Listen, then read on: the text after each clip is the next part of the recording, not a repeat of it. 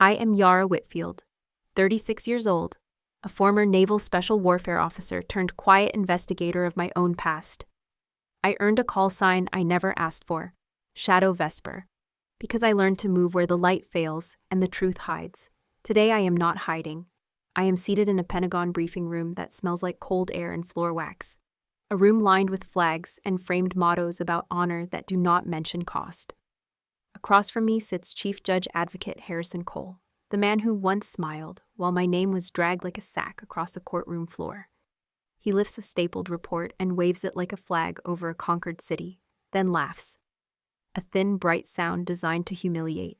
He says, "This is classified. You would not understand." The stenographer keeps typing even though she flinches. Cameras are barred. Reputations are not. Thumbnail words unspool inside my head like they were burned into my memory. Pentagon briefing room. The judge waved the report, laughing. "This is classified. You wouldn't understand." I slid a folder across the table. His smile froze. "Where did you get this?" I had the original, unredacted proof, the truth that ended his career. I'm here to tell you how it happened. I slide a black folder across the glossy table. No drama, just the distance between what happened and what was written. Cole opens it with 2 careful fingers. Color drains from his face the way tide pulls back from rock. He stops laughing. The room hears silence spread like frost. "Where did you get this?" he whispers, voice dry. His ring clicks against the metal edge of the chair. He is measuring whether to deny or threaten. He is late to both. "From the same place you buried Silverfish," I say. The air changes. A colonel near the door shifts his weight. A young aide stops writing. Cole glances toward the back row, where a man from Renard Vale's office watches with a face that tries very hard to be plain. I narrate for the record. The unredacted proof shows the mission packet as it was before the edits. Real satellite frames, real timestamps, the civilian grid notated in red, and the approval chain that should have protected 6 Americans who did not come back. My voice is even feels like steel. Cole tries to recover. He lifts the stapled report again, the censored one. He says the words he has always used: process, privilege, national security. I let them pass. Truth is not allergic to procedure. It only takes longer to arrive. "Counselor," I say, because he loves titles. "Read page 3, line 12. He reads. The language is plain. The coordinates were altered inside the legal office. The alteration arrived minutes before final authorization. He does not look at me. He stares at the table as if it might open and deliver him. I remember the gavel he slammed at my tribunal when he called me weak. I remember how his voice filled the room. Here he has no gavel, only paper, only ink. I let the silence grow until it has weight. Then I add what he fears. There are 3 copies. 2 are off-site. 1 is already logged with oversight. The aide in the back stands. The man from Vale's office does not move. He simply inhales, slow. Cole swallows. He says, "Commander Whitfield, this is a misunderstanding." I answer, "It is a record." My hands are calm on the table, left palm scar forward. The scar tingles when the past is close. A clock ticks. Somewhere outside, a phone vibrates against a desk. In my head, I count breaths the way I did on long dives. The first breath is for the living. The second is for the dead. The third is for the truth that keeps both honest. I raise my eyes and meet his. "We will proceed," I say. And we do. Cole leans back as if distance could dilute evidence. He asks who authorized my access. I answer with policy. Lawful whistleblower channel. Counsel present. Chain of custody preserved. Every phrase is a tool. I sharpened them for years. He lifts a hand toward the door.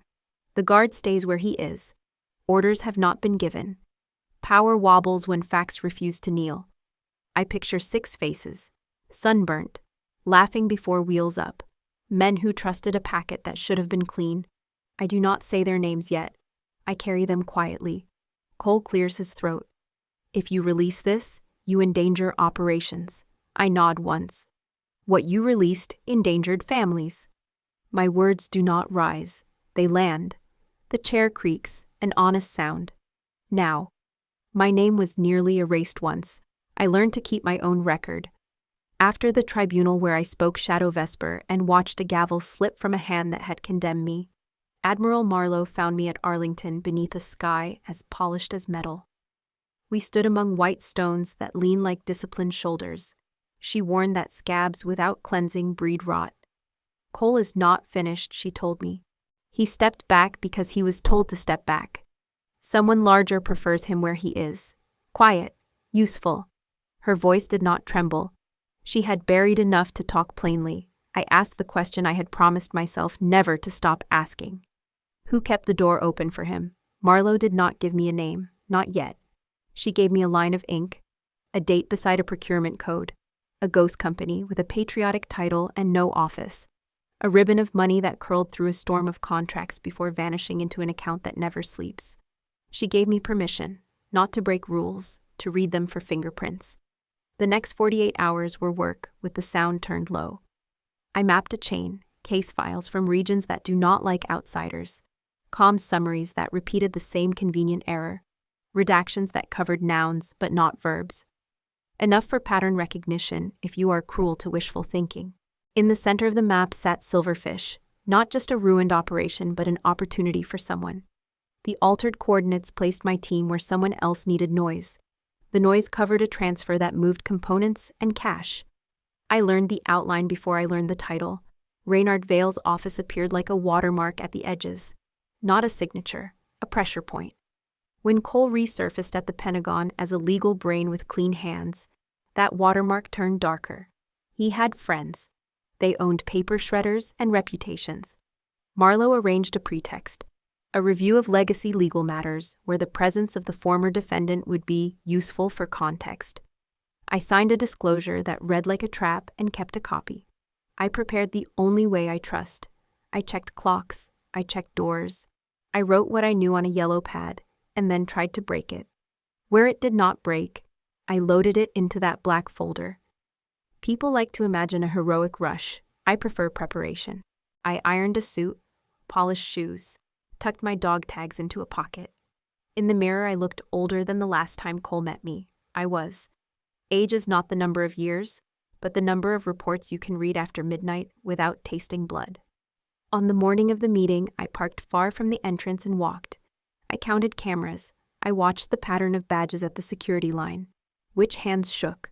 Which eyes drifted? Who pretended I was not there? A sergeant at the elevator recognized my scar and did not ask. That silence was a gift. It meant he knew enough to respect wounds and not enough to betray. In my head, I rehearsed names, 6 of them. A litany I repeat before any new room. I do not pray. I inventory. It steadies me better than any benediction. I remembered our last morning on the airstrip. Coffee that tasted like burnt courage.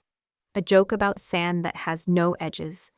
A photograph someone promised to send and never did because phones died before people did. The elevator opened into a hall bright enough to imitate mercy. An assistant led me past sealed doors to a conference room that had seen marriages, divorces, promotions, and cover-ups. I sat where I could see the exit and the clock. 10 minutes later, Cole entered. He did not look surprised. Surprise is for the unprepared. He looked convinced.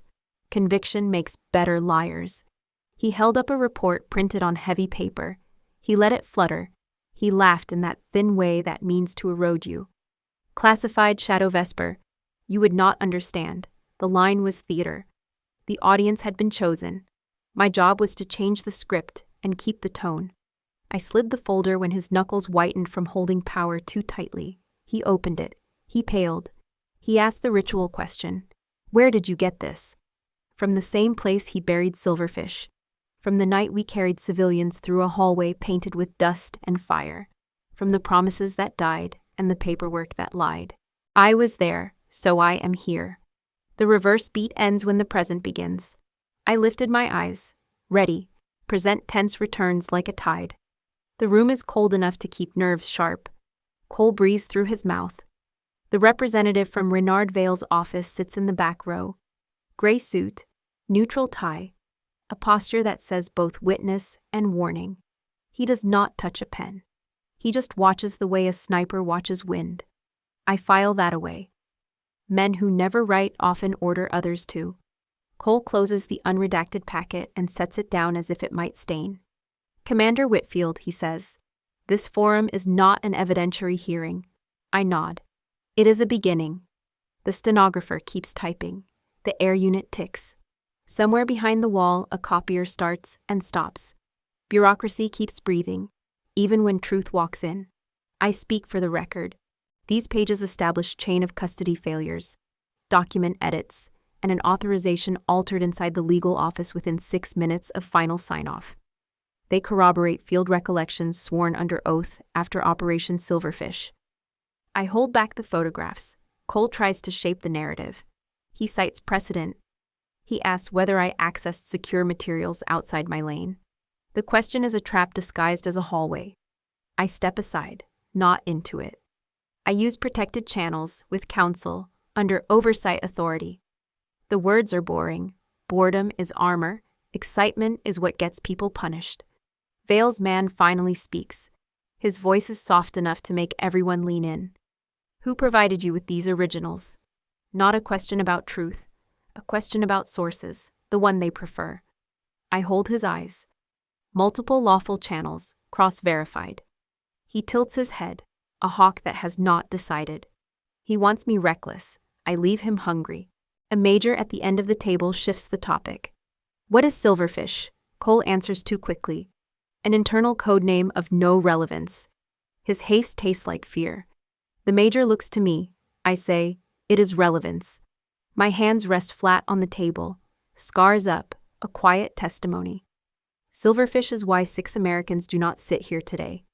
The room divides. Some tilt toward me, some toward Cole, most toward safety. I keep my tone even. This is not about punishing a single official. It is about ending a practice that treats accuracy as optional when money and prestige are at stake. Vale's man blinks. Cole goes procedural again. Motion, jurisdiction, proper venue. I let him stack words until they wheeze. Then I say the line I brought for him. Read the margin initials on page 4.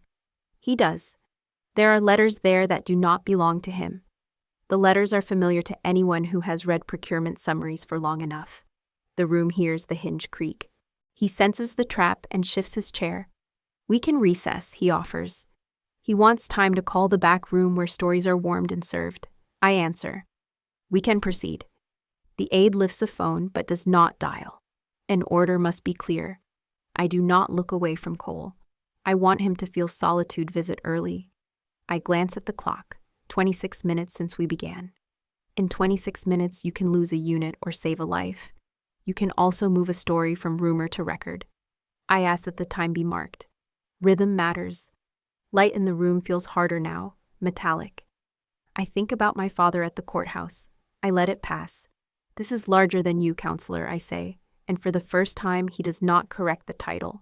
And larger than me. He stares as if staring could reverse ink. It cannot. We will need additional parties present, he says finally. Bring them, I answer. Bring all of them. He nods to the guard. The door opens. Colder air slides in. Voices gather outside. I watch the representative again. The crease near his temple deepens when I say chain of custody. That detail matters. Men in rooms like this pretend not to care about process until process can cage them. The crease is a tell. He has seen cages. A captain 2 seats down slides a glass toward me. I leave it untouched. Control is the thirst I indulge here. My posture stays measured, shoulders squared, chin, voice steady. In my chest 6 names settle, not heavy, anchored. The conflict is set. The room knows it. I can hear its heart. The moment I stepped out of that briefing room, the lights of the Pentagon hallway felt harsher, the air heavier. Cole's frozen expression was still vivid in my mind, but I knew that one reaction wasn't enough to bring him down. I needed more than the unredacted proof. I needed the web it connected to. Silverfish. The name still carried weight in my head, the way an unfinished mission haunts you in your sleep. In the Navy, we'd been trained to trace supply lines backward, find the choke point, cut it, and watch the rest collapse. That's what I intended to do here. I started with the metadata embedded in the original file. Hidden in the margins was a procurement trail, shell companies layered like armor, designed to throw off anyone without the patience to peel them back. But I had patience, and I had time. 2 nights later, in a secure workspace, miles away from official eyes, I hit the first break. A subcontract dated 18 months ago, signed by a logistics company I'd never heard of, operating out of a coastal town with no port. A ghost business. I dug deeper. The registered agent's name was a dead man, officially deceased 3 years prior. The signature didn't match his old records, but the company's bank transactions told a different story.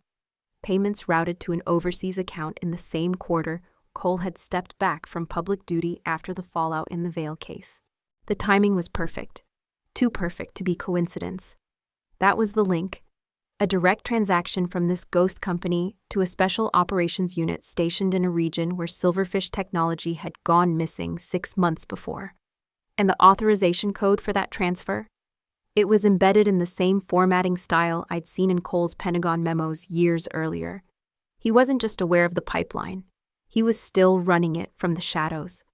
I leaned back in my chair, the hum of the secure server filling the silence. The contract was signed by the logistics company, but the funding authorization came through a line item buried in a foreign aid package. I'd seen that trick before. Camouflage a weapons transfer under infrastructure support. It was the oldest shell game in military procurement, just dressed in modern accounting language. But what made my chest tighten was the second name on the file, a liaison from Vale's corporate security division. Reynard Vale's reach wasn't just corporate anymore. He had men inside the Pentagon's supply chain. And if Vale was involved, then Cole wasn't the mastermind. He was the operator, which meant taking him down wouldn't end the program. I printed the relevant pages, locking them in a black case only I could open. If anyone saw these before I was ready, the entire investigation would collapse, and I'd be next on their list. Marlowe's voice echoed in my head from that night after the first trial. Yara, these people don't stop because you catch them once. They stop when they decide you're too expensive to fight. Well, I intended to make this fight very expensive. The next morning, I walked into an old contact's office, a Navy intelligence analyst who owed me more than a favor. I slid a single page across his desk, just enough for him to understand I wasn't chasing a ghost. He read in silence, jaw tightening. If you're right, he said quietly, this ties Silverfish to an active black program, the kind that gets buried so deep, not even a Senate inquiry can reach it. Then we don't go through the Senate, I replied. We go where their chain of custody breaks. It was risky, but the trail was clear now. Cole had used Vale's shell network to move stolen tech through a deniable military channel, and every timestamp matched his so-called retirement from the fallout in Part 1. The man hadn't been sidelined, he'd been redeployed. When I left that office, the air felt different. Not lighter, but charged. I knew I was walking a narrow edge. Too much exposure and I'd be shut down. Too little, and they'd vanish before I could act. One thing was certain. Cole knew I had the unredacted file. It was only a matter of time before Vale knew too. And once they connected the dots, the hunt would turn both ways. Marlowe called me 2 nights later. The line was clean, but his voice carried the kind of weight that made you check the locks twice. Yara, he said, I can't be seen standing next to you right now. Vale's got his hands around the Military Oversight Committee. If I even breathe in your direction in public, they'll cut my legs out. I figured as much, I replied. But that means I'm running this solo. Not exactly, he said. There's someone you need to meet. Former CIA Deep Operations. He used to work under Cole before things got murky. He's not clean, but he's not loyal to Cole anymore. And he's useful. The word useful in Marlowe's mouth was never casual. It meant dangerous in both directions. His name was Daniel Kessler. We met in the kind of diner that still had cracked vinyl booths and a waitress who called everyone Han. He sat in the back, facing the door, posture loose, but eyes locked on me the second I walked in. Whitfield, he said, not offering a hand. I hear you're looking to burn down a house you can't even see yet. And you're here because you've got a map, I said, sliding into the booth across from him. He smirked. A map, sure, but maps don't tell you where the landmines are.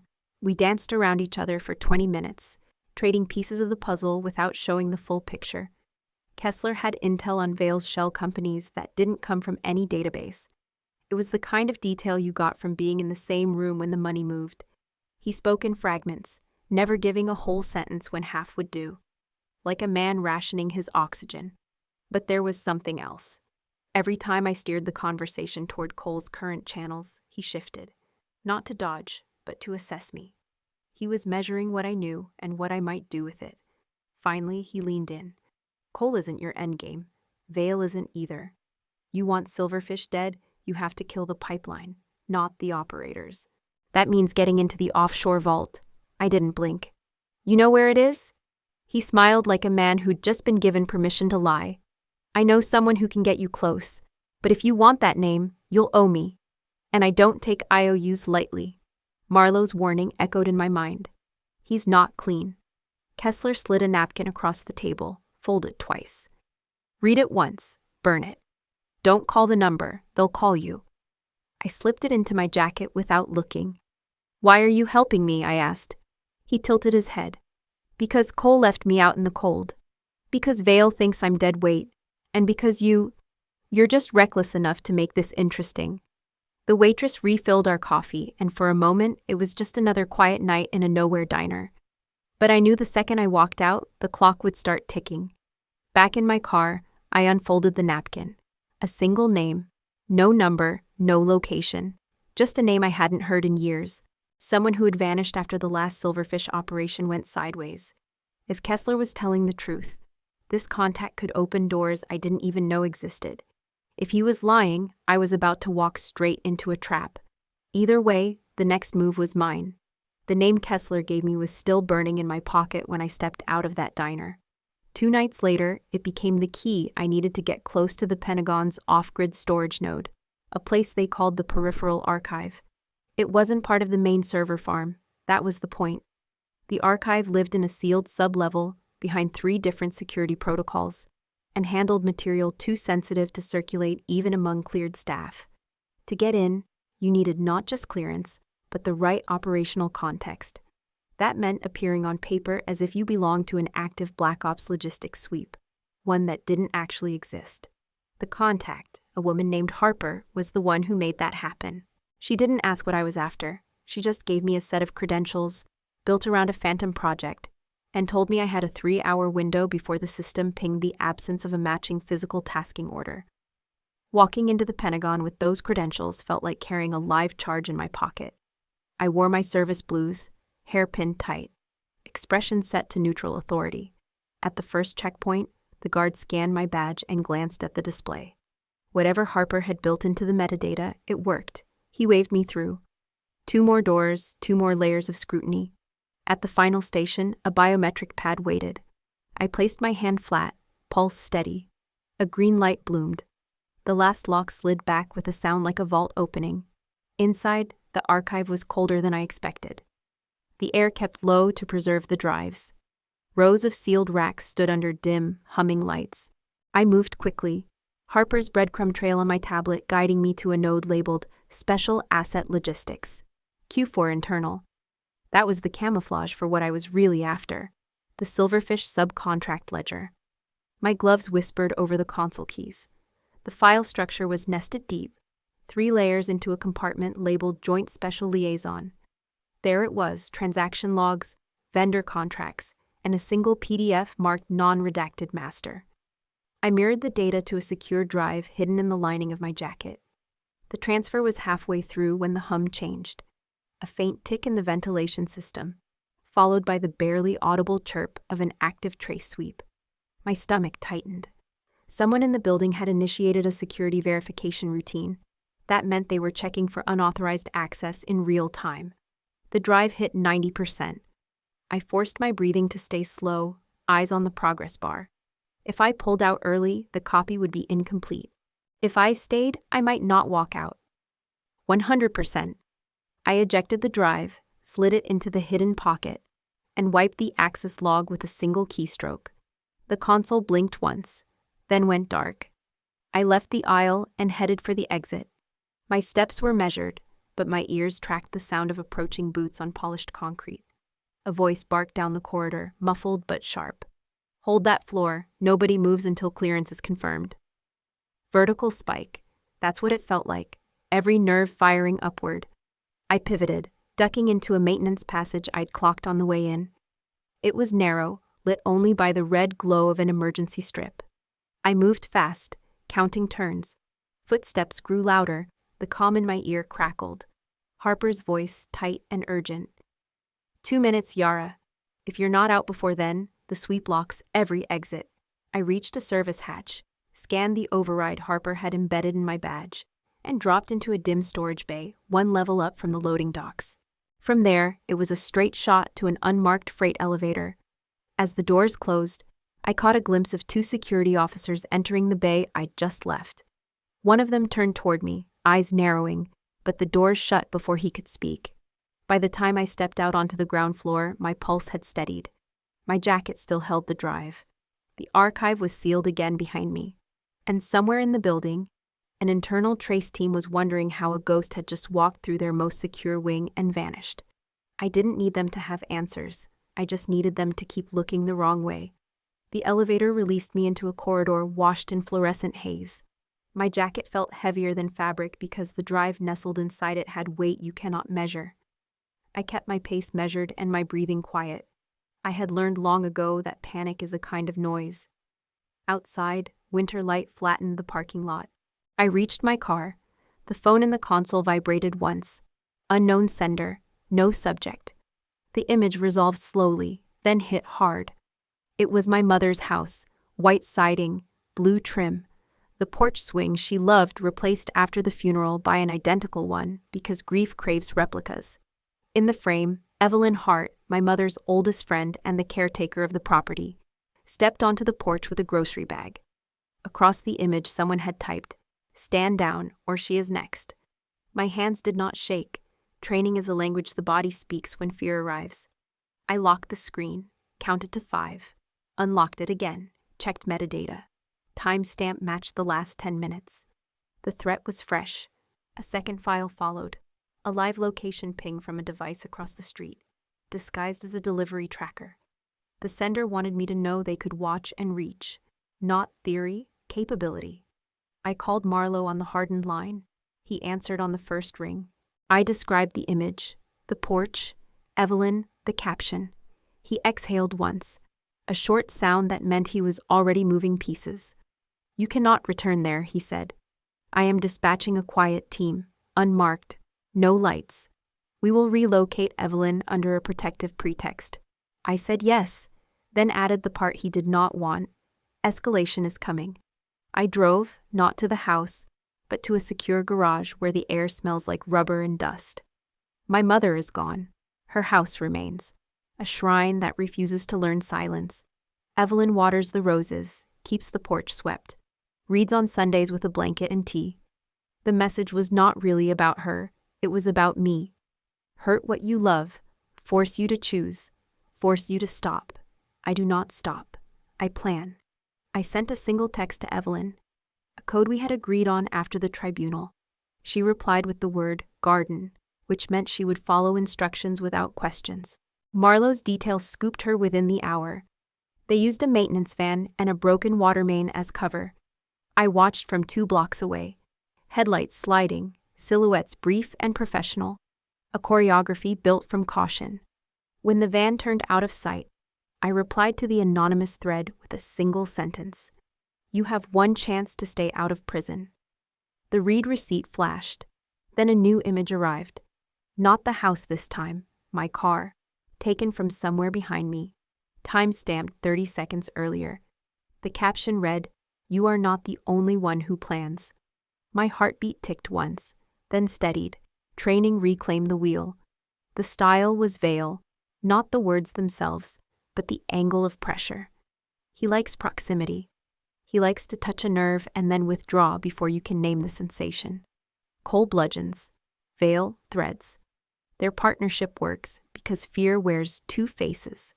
The second ping proved what I needed. Surveillance in place, confidence high, arrogance higher.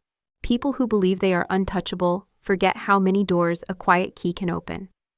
I pivoted from defense to offense.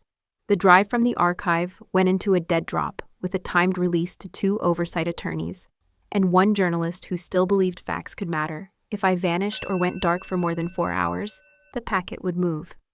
I copied a subset to a burner and kept it on me, bait for their impatience. The rest I memorized: dates, amounts, initials. I parked 3 streets over and walked until the night took the glare off my thoughts. The fear wanted my hands. I did not give it permission. I touched the scar in my palm, felt the old heat of the wall where shrapnel kissed me, and chose to miss the artery. 6 names formed a circle around me, not to trap, to guard. Silverfish began with edits. It will end with signatures. I texted Harper a location and a time. Then I messaged Kessler a single word: proceed. We would not run from the threat. We would route around it. Evelyn was safe, for now. I wanted Vale to believe I had paused. Meanwhile, the dead drops clock kept ticking toward sunlight. The game had changed shape, not politics. Family, not theory. Porch light and grocery bag. I have never walked away from that. Shadow Vesper moves forward, not louder, only closer, until fear blinks first and yields to me. They convened the internal hearing in a windowless chamber built to make truth feel small. I arrived with my counsel and a black binder. Cole sat opposite beneath a brass seal. 2 rows of officers flanked us. A red light blinked on the recorder. The chair stated the purpose: review of procedural irregularities. Scope limited to legal process. Fine. Process is where liars trip. Today, process finally met its credible witness. Cole opened with theater. He raised a thin packet. The sanitized report he waved in the briefing room. He let it hang like a warning. Classified, he said. Unauthorized possession will be addressed. His tone aimed past me, at the record.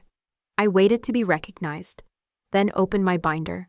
I slid forward the unredacted master and the ledger from the peripheral archive.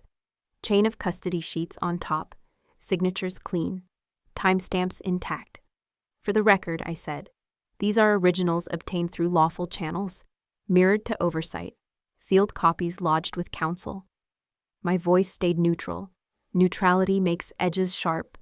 Cole objected. He wanted the documents struck. He wanted closed session rules to swallow them. The chair considered, asked me to explain provenance without disclosing sources. I summarized the access grant: whistleblower protections, forensic markers that matched the legal office terminals used the night Silverfish was greenlit. I added 1 sentence, page 3, line 12. The chair read, brows tightening. I described Silverfish without adjectives: coastal strike, civilian grid of 28 souls. Coordinates altered 6 minutes before final authorization. 6 American operators dead. Civilians evacuated by my team against the altered order. I did not say betrayal. The pages said it. The room cooled. Cole tried the old broom, the word classified sweeping blood under a rug. Operational details are outside this body's competence, he said. We are here to discuss legal process, not after-action folklore. He smiled, thin, professional. Commander Whitfield has personal grievances. The law does not heal grief.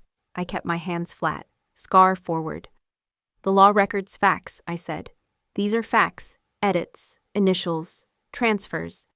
The pipeline moved equipment and money under the cover of legal reviews. Those reviews occurred in offices you controlled. I looked at the second row. When law is used as camouflage, it ceases to be law. A captain near the wall cleared his throat. Sir, if the edits are authenticated, we cannot ignore them.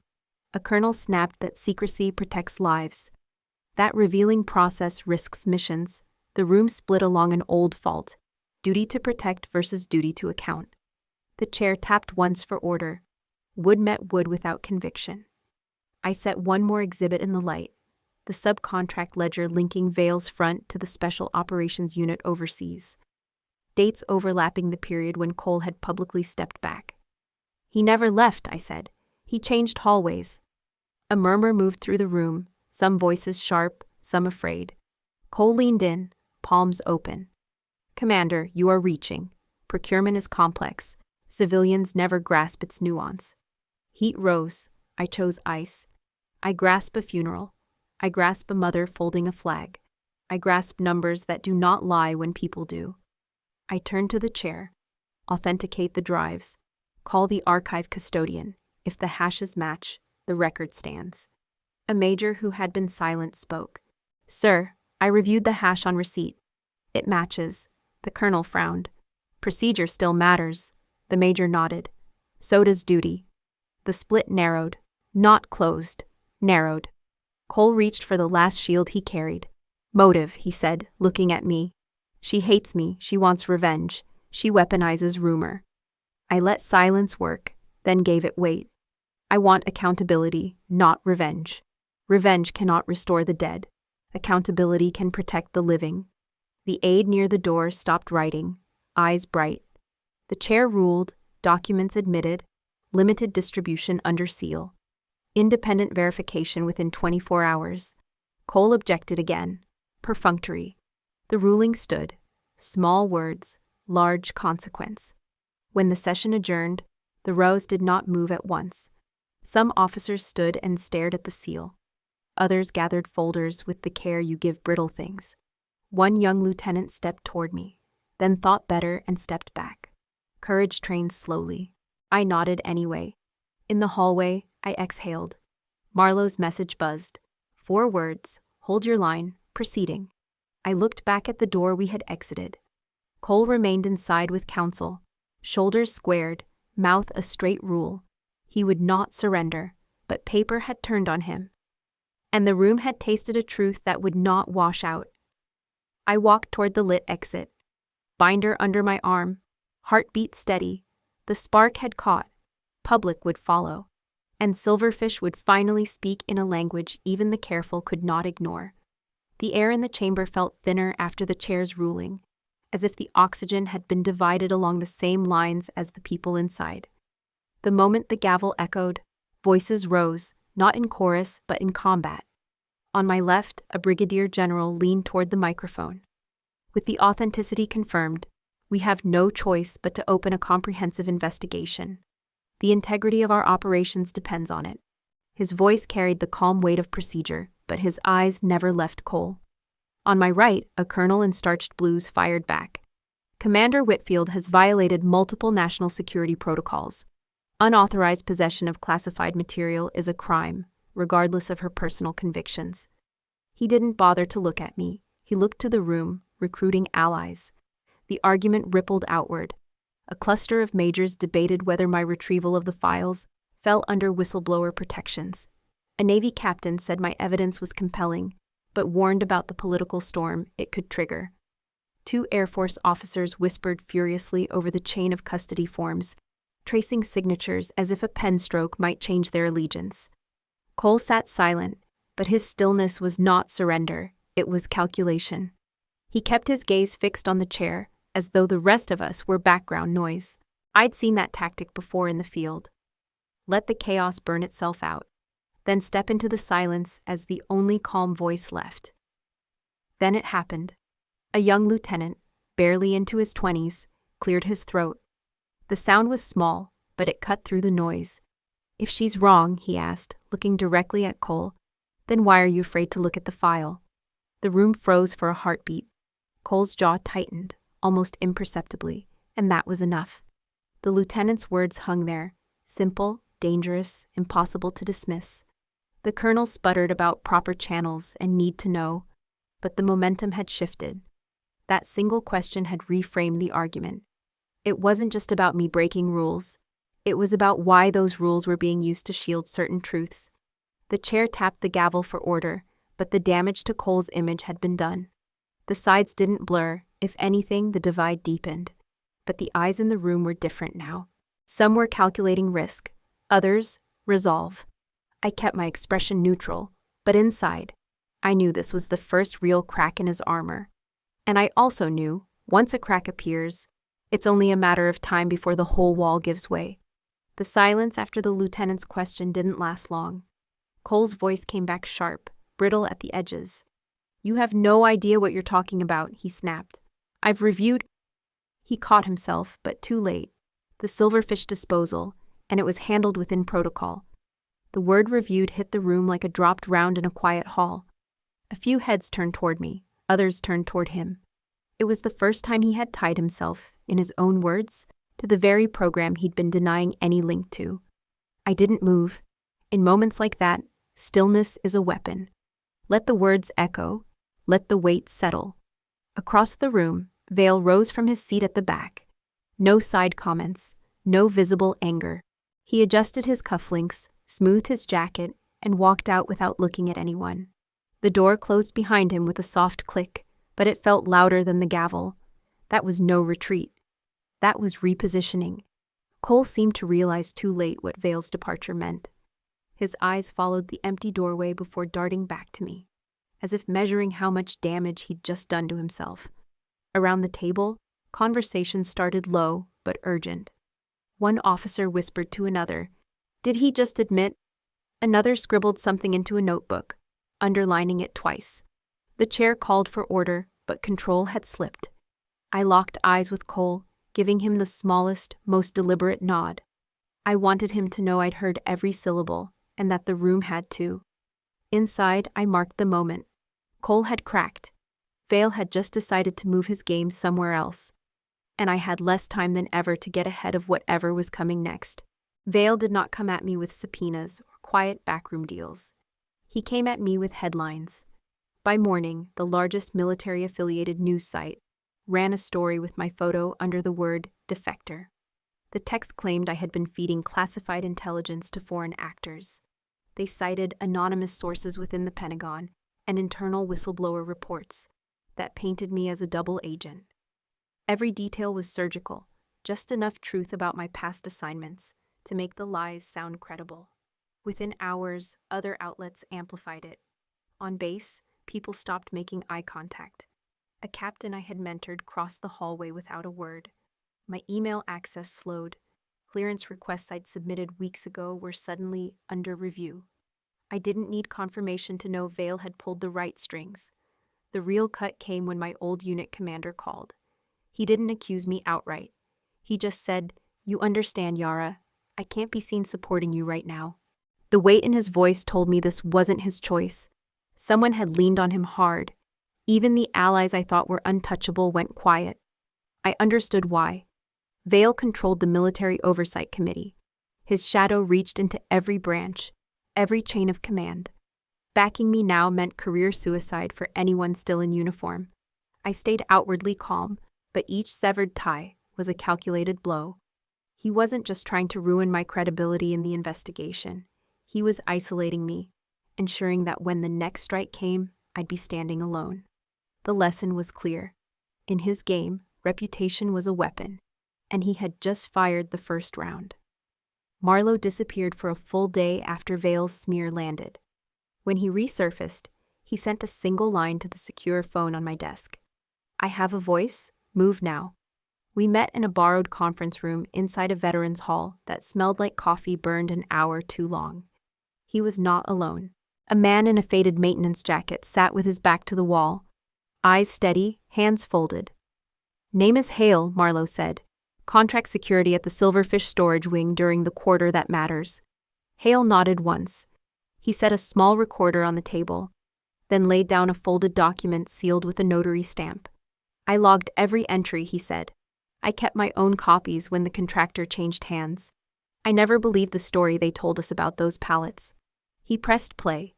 The audio was a collage of machine hum, boot steps, a lock clicking, the low timbre of a man giving instructions inside a concrete aisle.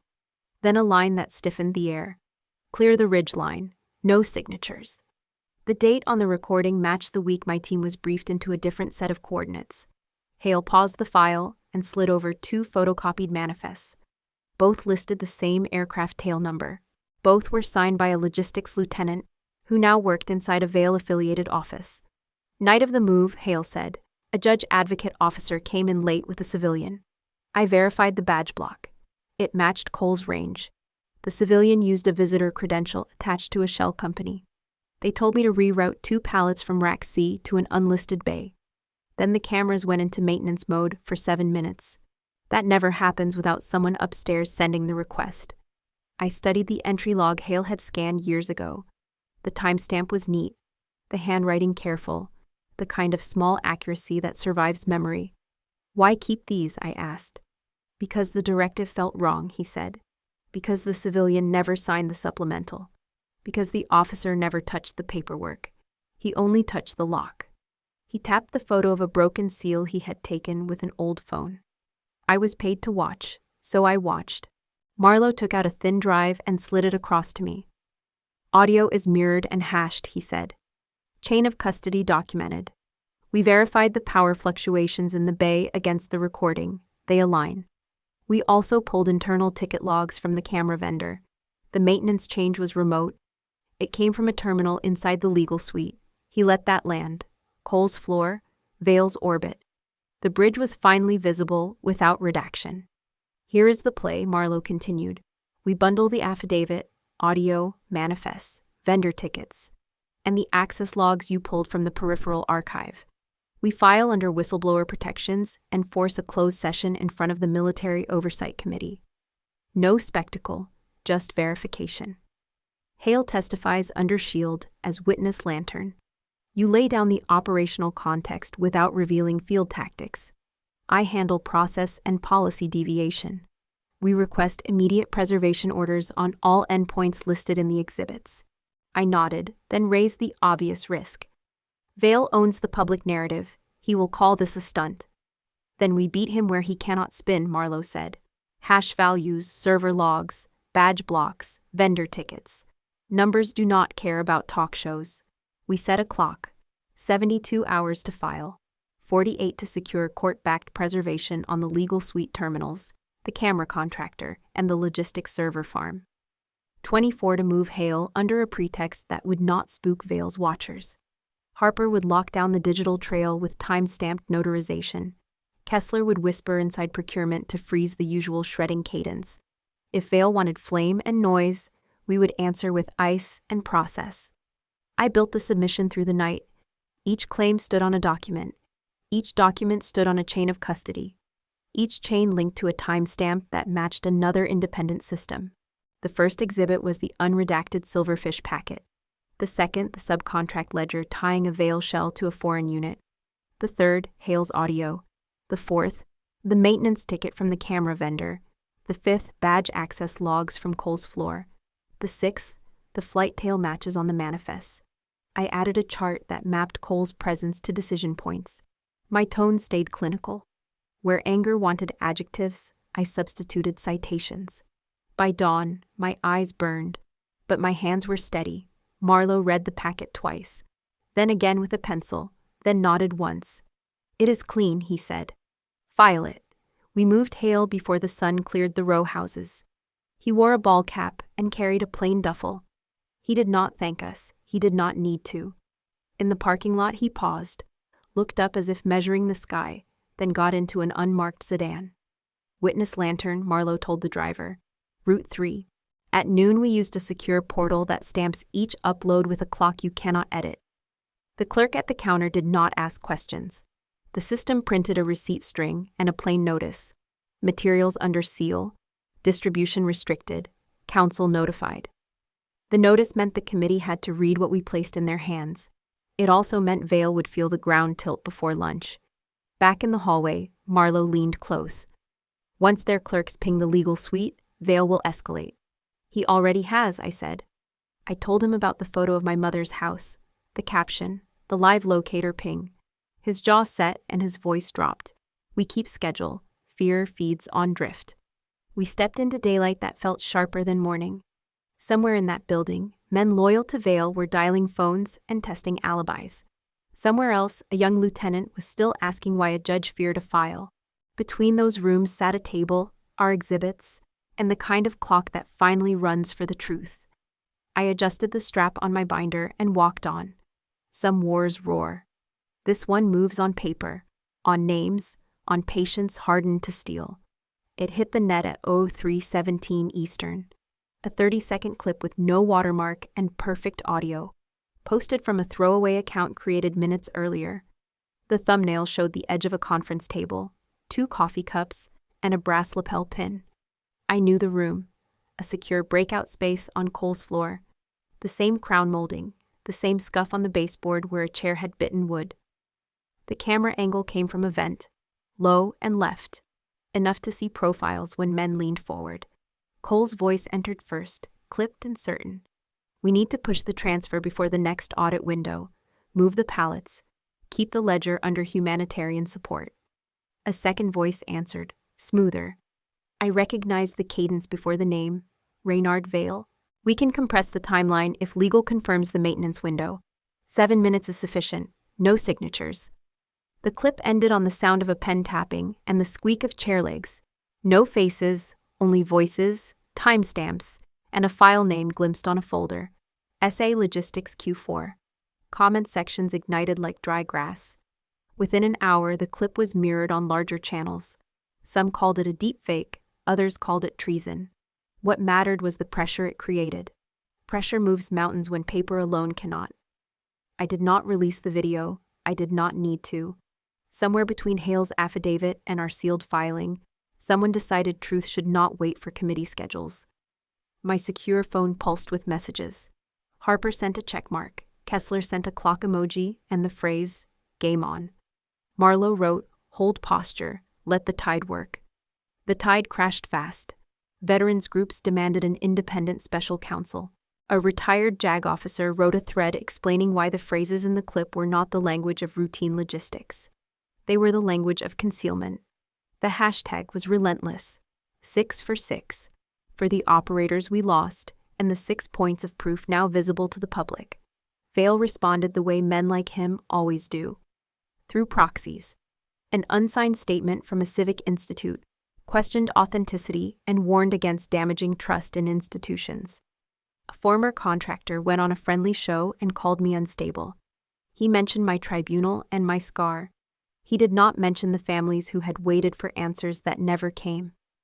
I recorded a statement and released it without music or graphics. I sat at a plain desk with the binder closed in front of me. I said that multiple sealed exhibits had been filed, that independent verification was underway, that anyone invoking national security to bury the truth was not protecting America. I did not address Vale. I did not say Cole's name. I thanked the young lieutenant who asked the only question that matters when power flinches. The clip moved more than opinion. Staffers at the Military Oversight Committee leaked that preservation orders had been issued to Cole's suite and to a private vendor. Reporters camped outside the contractor's glass building. Cameras pointed at doors that stayed shut. A whistleblower hotline reported a spike in calls.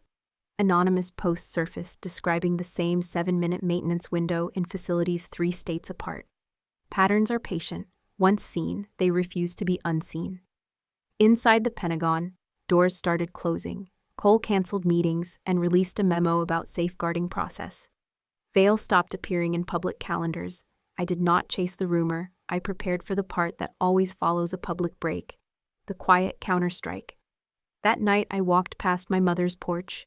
The swing moved in a mild wind, the kind that sounds like paper turning. Marlowe's team had repositioned Evelyn without incident. I left a note under the mat. Garden safe, call the number on the card. It felt small against the scale of the storm, but small things prevent panic from setting hooks. By midnight, the video had been analyzed frame by people who look at pixels the way surgeons look at scans. Their verdict was not unanimous. Propaganda rarely yields unanimity. It did not need to. The point was not to convict by comment. The point was to widen the lane for oversight, to act without being accused of secrecy for secrecy's sake. At 06:10 morning, the committee clerk issued notice. Emergency session. Witnesses under seal. Exhibits to be reviewed in camera. I reread our packet and added one document, a timeline aligning the clip with Hale's logs, the vendor ticket, and the badge blocks. I left the top line blank for one more addition. The minute Vale walked out after Cole said reviewed Silverfish disposal. I did not know if the committee would accept context. I included it anyway. Context keeps a story from being stolen by anyone at all. The marble corridors carried every sound like a drumline. My boots struck the floor in an even rhythm, not fast, not slow. I carried the binder cradled in my left arm. Full chain of Silverfish evidence, Hale's sworn statement, the vendor logs, the leaked video transcripts, and a final page. A newly discovered contract authorizing future transactions under a different name. The air in the hearing room was colder than it had been in any prior session. A long table under harsh light, the seal of the department behind the panel, a row of uniforms and suits. Cole was already seated, back straight, hands folded, jaw set. The gold on his shoulders seemed to shine more brightly than the man wearing it. Vale's chair was empty, but the attorney in his place wore the kind of quiet suit that costs more than a captain's yearly pay. When the chair recognized me, I stood, placed the binder in the center, and slid it forward. "This," I said, "is the complete chain of evidence for the Silverfish material transfers, from authorization to attempted disposal.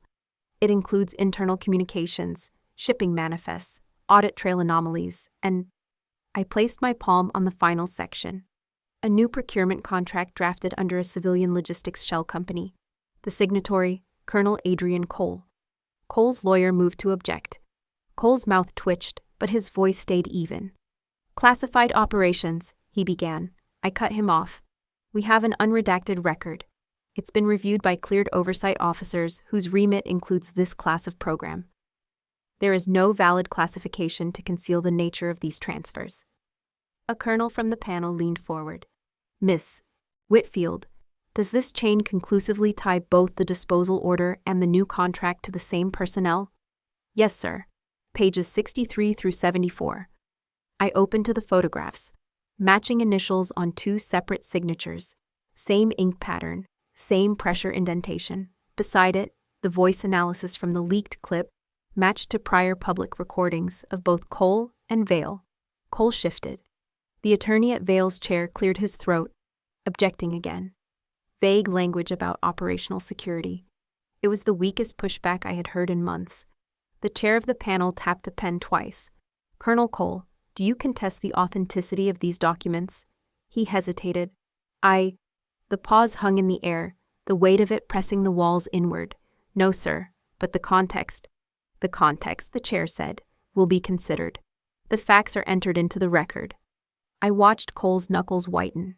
This time, no classified curtain could drop over the table. Every page was visible to the right eyes, the ones that actually counted. My pulse stayed steady. This was not victory yet, but it was the hinge on which everything else would swing. The verdict came faster than anyone expected. The panel returned from recess with expressions like stone. The chair's voice was steady. "Colonel Adrian Cole, this committee finds that you have engaged in conduct unbecoming of an officer, abuse of authority and dereliction of duty with willful compromise of material integrity. Effective immediately, you are relieved of your duties, stripped of your rank, and your security clearance is revoked." The words did not echo. They landed. Cole didn't flinch at the list, but when the sergeant approached with a small lined tray, his hands moved almost automatically. He unpinned the Chief Judge Advocate badge from his chest, set it down on the felt. The overhead light caught the gold, made it gleam one last time before the shadow of the sergeant's hand covered it. There was no applause, no sound beyond the scrape of the chair legs as Cole rose. The room's tension broke in a slow exhale as he walked out without looking back. The image, the badge under the cold spotlight, burned into the air like a photograph in development. I stayed seated. This wasn't the kind of win you stand up and cheer for. It was a necessary cut, not a celebration. Somewhere outside this building, Vale was still walking free, still holding pieces of the larger puzzle. But for the first time, one of the men who thought he was untouchable had been touched. By procedure, by evidence, by the weight of a system forced to see itself. Reporters would seize on the visual. The gold insignia on green felt, the overhead light, the empty chair. Symbols matter in this town. They tell the public where the wind is shifting, even before the storm reaches their street. When the room adjourned, Marlowe leaned close and murmured, "One down." His eyes didn't celebrate. They measured the space ahead. The hallway outside the chamber felt longer than when I'd walked in. The air was different, less heavy but charged. Like the moment before lightning, Marlowe matched my pace. "Vale's not here because he doesn't have to be," he said. Cole was cover. Silverfish was just the start. We stepped into the outer courtyard where the glass walls of the Pentagon caught the late afternoon sun. From here, you could see the city skyline through the gaps. Monuments, rooftops, the slow crawl of traffic. My reflection looked back at me in the glass, but behind my own outline was another, a faint distortion, like a shadow standing just far enough away to be deniable. Marlowe saw where my gaze went. "Shadow Vesper," he said softly. "He's already moving pieces." I thought of my mother, safe for now but still a target by implication, of Hale, risking everything to testify, of the 6 names etched in the classified memorial book, and of the contracts still in my binder that pointed to other shell companies, other shipments, other operations with different code names waiting to be discovered. Vale would read today's headlines, and he would adapt. Men like him didn't run. They redirected the fire. That was the shadow ahead. Not just one man, but an entire architecture built to outlast scrutiny. I turned from the glass. Then we follow him into the dark. Before we say goodbye, we'd love to know, where are you watching from? Is it a quiet morning with a warm cup of coffee? Or a late night where stories like this keep you company? Let us know in the comments. We read everyone with gratitude. And if this story touched your heart, please consider subscribing to the channel, not just to hear more stories like this, but to be part of a community that still believes in kindness, healing, and second chances. Thank you for spending your time with us today. Wherever you are, we hope you carry this story with you, and remember, sometimes the miracle doesn't knock on your door. It waits quietly until you're ready to open your heart. Take care, and we'll see you in the next story.